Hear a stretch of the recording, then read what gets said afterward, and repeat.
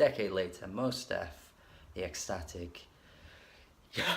So when talking about the greatest rappers of all time, I must say Mos Def seems to get a bit of a snub because you often see Tupac, Biggie, Jay-Z, Eminem get brought up way quicker than you would Mos Def. Even Lil Wayne, I see Lil Wayne in a lot of these conversations, but you almost never see Mos Def. And I know you could argue that, oh well, there are loads of rappers that you never see. You know, you don't always see A$AP Rock in these conversations. You don't always see MF Doom in these conversations.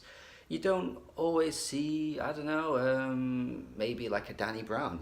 There are loads of rappers that you could say that get snubbed from these conversations.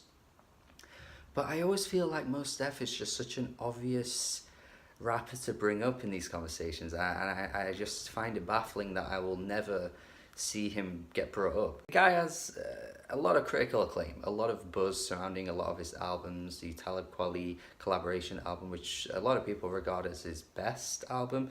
Also Black on Both Sides, another album that people regard as his best. But I feel like The Ecstatic is an album that's sort of underrated in a little way, because I think this is better than both of those albums, but yet people often gravitate to those quicker than this one. And I don't know if that's just because this was a bit late in his career.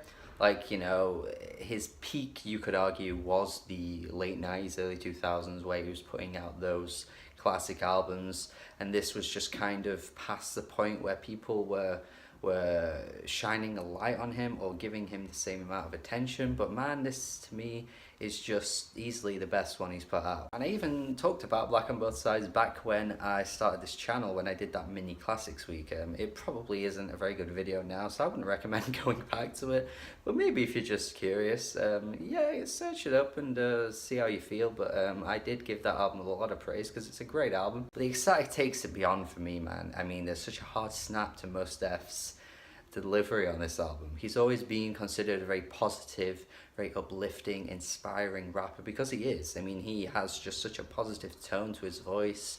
He often has a positive message to bring. You know, I guess you could say that might come across as corny, like Logic, for example, but Mos Def never reaches those kind of levels. He's never preachy to the point where you feel like you're getting it drummed hard in your ear.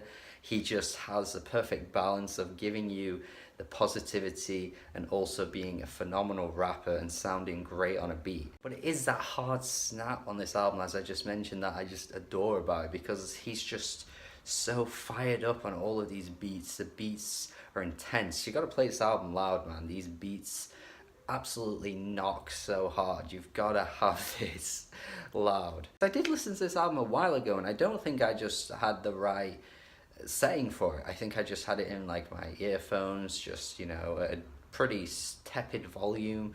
I just didn't really appreciate what was going on, but then I returned to it very recently and realized that this album, man, is so much better than I give it credit for. I think it's just because when you're in that setting, you know, maybe even just go for a run and put this on pretty loud. I think you'll start to appreciate this a lot more. The production credits on this album are just legendary. There's Neptunes on here. There's a J Dilla beat on History. Oh No is producing on this album too. Oh No gets himself everywhere. There's also Madlib. Got some of the biggest names in rap ever, to be honest, on this album. You got Slick Rick featured here as well. This is a hip-hop head's album. Like, if you are a huge hip-hop head, this is the album you want to go to, because it's got everything that hip-hop head would ever want or need. Sampling on here is fantastic too. You do get that soulful edge that you often would get with Mos Def. There's a Marvin Gaye sample here. There's also a sample of a Fela Kuti track, which I think is really cool, because it just kind of adds to the flair of the array of styles on this album, because it has a very good flow to it, but you can go from track to track to very different sounds. It's really quite impressive how Mos Def switches it up and it stays consistent the whole way through. While using a lot of like old samples and old school producers on this album, you do have this modern sound to it as well. Like I said, these beats have such a hard knock to them. They're bassy, they're a bit grimy at times too. And with the lyrics on this album, he's just being Mos Def basically. He's just using his spiritual mindset, his positive outlook on the world and just using it to spread messages that hopefully do better for the world. A track like Pistolo, he's talking about gun crime, and a lot of other these tracks too, he's just basically touching on all the societal issues and the problems that go on within day-to-day life. It just makes it all the more impressive album to listen to for me, because he often has these like speedy flows and fast rap deliveries, and a lot of rappers do that and they're just saying crap, like they're just not they're just not filling their bars with any substantive material. And yet Mos Def never lets a bar go unused. Like, it's never a worthless line. It always adds to the lyrics in some kind of way, or it adds to the track's overall message or whatever. The thing I adore about this album, and Mos Def in general as well, is just how he can just take his religious undertones and bring them into his music. And even for me, as someone that's not particularly religious, I just absolutely appreciate the way he brings it into the music as well. A track like Priority, he's just looking at how we need to bring God to the forefront. You know, God and love are the two things that like need to be the priority, and everything else comes next. These come first. And like I say, this could sound preachy, but it just never does coming out of his mouth. I think it is how you deliver it as well, because, you know, you could read like a 2018 Kanye tweet and it would say the exact same thing, and you would probably just roll your eyes and think, what is this guy talking about?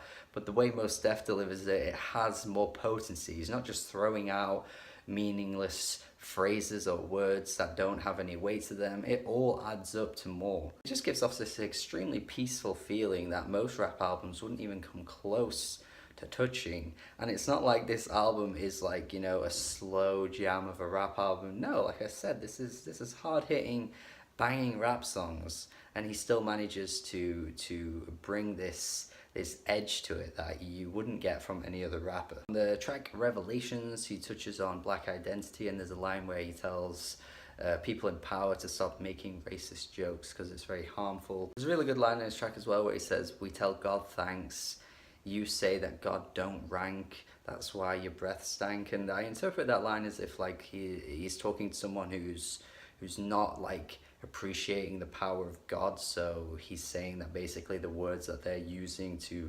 discredit God are like dirty. And I just found it to be a pretty clever line. And pretty much across this whole album as well, the hooks are fantastic. Mos Def can sing really well. He brings these hooks in just seamlessly, and they're really catchy, they're really fun to listen to at the same time, while also bringing in, you know, a deeper underlying message with the lyrics all the time. There's just so many layers to this album that I massively appreciate, and I think, yeah, I just think most hip-hop albums that you come across don't really have this kind of power to them, honestly. He's just a breath of fresh air, I think, to the genre, and I absolutely think he's one of the greatest rappers of all time, and I just want him to be a part of that conversation whenever it's had, because he deserves to be. This is absolutely a 9 out of 10. I think this is probably my favorite album of 2009. I mean, I've not heard every album from that year, so there's probably some that I may, you know, have in contention for the album of the year for that year, but this is certainly the album of the year currently right now. Let me know your thoughts if you have heard it though, and if you haven't heard it, it is on streaming, like it's easily accessible, so definitely go listen to it. And comment, tell me what you think. Thank you for watching. Have a good day. Bye.